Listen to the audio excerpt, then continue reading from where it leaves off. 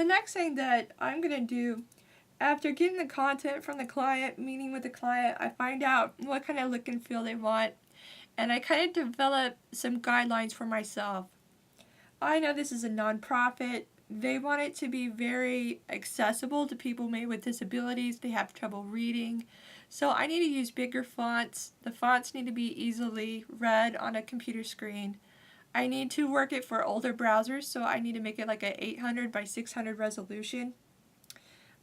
Which I like to make kind of bigger graphics, so it's going to be a little bit of a squeeze, so I have to decide how I'm going to handle that.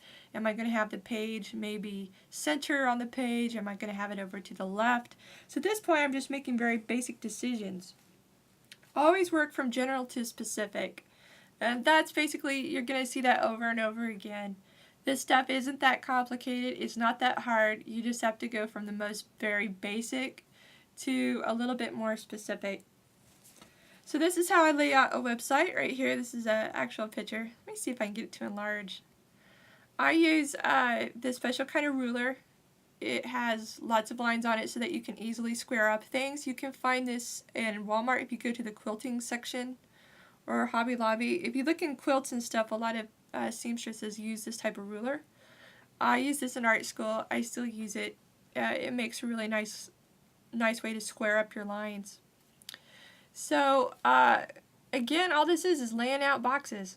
So I've got my banner, navigation, content, footer, and I make something like this and then I start making notes on it. Like, this is going to be 30 pixels tall, and this needs to be 790 pixels across. My browser is 800 by 600, but I have something called browser intrusion. Takes up that space, takes up that real estate on the screen when people look at it. So I'm only going to make this about 790. So I make little notes to myself, maybe put a faded image here. I put notes like contact Melody and put her phone number down there, photos on Flickr. I don't trust my brain to remember anything. I have everything wrote down, everything will be in a folder. I'll probably date this, and I'll probably write in pencil so I can erase, especially when I get into these measurements. I put all my measurements down.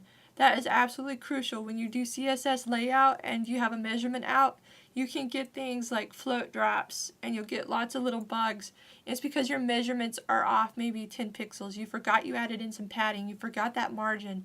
And so you'll get problems unless you make careful notes of what your dimensions are. And a lot of webmasters, I'll just tell you the truth, a lot of people don't do this. I do it, and I work much faster than everybody else, so do it because, it saves you time in the long run. I have some computer people kind of laugh at me. I still use paper and pencil, but I do. Who cares, right? I get paid the money, they don't, so they can just laugh at me. So this is the home page. She wanted something called adventure. A lot of times, like 95% of the time, your clients are going to come up with weird names for their links that are like long, horrible, hard to put into a navigation bar. I guarantee you they'll never come up with something easy like about, travel, cookies. No, they'll be like accessible trails and family hiking for everyone. It'd be something crazy and long. So think ahead about that, because that, I guarantee you, that always happens. It's never simple, I guarantee it.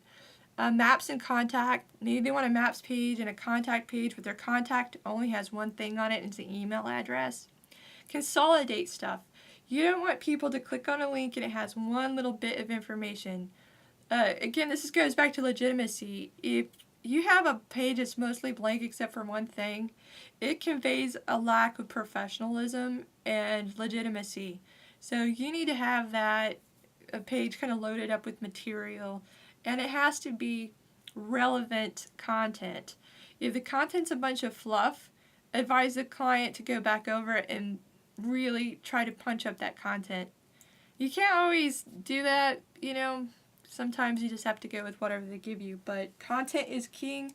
It's going to make the site look professional or make it look like a 3-year-old put it together. Try to consolidate your pages. That's what I was getting at. Okay, so let's go back. Let's take a better look at that.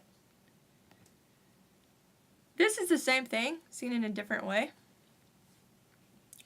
I put width 800 pixel, browser intrusion 794, about 790, 794.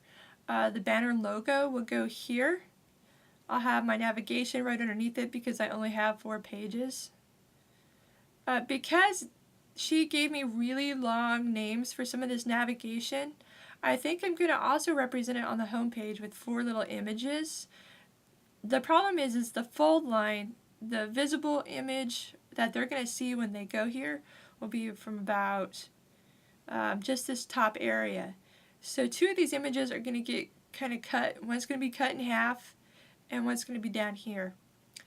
I think the cut in half image will keep people scrolling down, at least I hope so, and we'll also have this navigation up here. So they'll have 2 different navs, possibly some navigation right in here inside the content box. Content boxes will make 450 pixels because that's what people comfortably read. If the whenever you have text that goes clear across the page to the end, it's very hard to read. So the eyes have to actually shift while they're reading the sentence. We don't want people's eyes shifting. We don't want the eye to wander away. We want to control where the eye goes. We want a hierarchy. We want the eye to start here at the logo. We want it to go to the navigation, and we want it to go to this content. Because people have been surfing the net now for 10, 15 years, they have expectations of where things will be at, what size they'll be at, and so we want to meet and exceed their expectations. We want to give them what they want and a little bit more. So this is how I put it together. Normally, you know, this is where I stay at. I have my rough sketch, and this is it. And of course, the client would never see this. This is for your use. So, you know, everybody, I guess, would probably develop their own way of keeping notes. This is mine. And, you know, you can develop your own if you decide to do this for some sort of crazy living. Alright, so, again, I want to remind you, make it general. We're going general to specific. These are just blocks. They're like Duplo blocks. Where do I put a logo? Logo. Very, very generic. I don't have anything about hiking on here, do I? Not a darn thing. This could be for anybody's site in the world. Just basic spot for images, spot for content, navigation. Generic. This is completely generic. Can be for anybody's website. Put all your notes together. Keep everything together, like I said. And all the pertinent information, remember, needs to be at the top. The banner and the logo, phone number, and I like to put a description. So if this is a hiking site, I would put like for hiking and running in the Buffalo National Valley during the summer season. Make it as specific as you possibly can, and then reiterate that in the title of the webpage.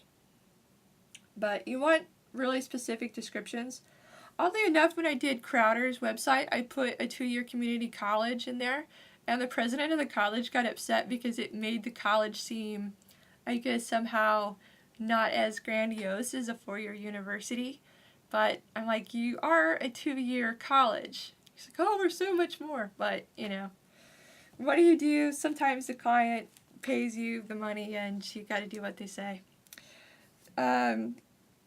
So again, plan, gather, then you design and build. So this was still in the planning stage.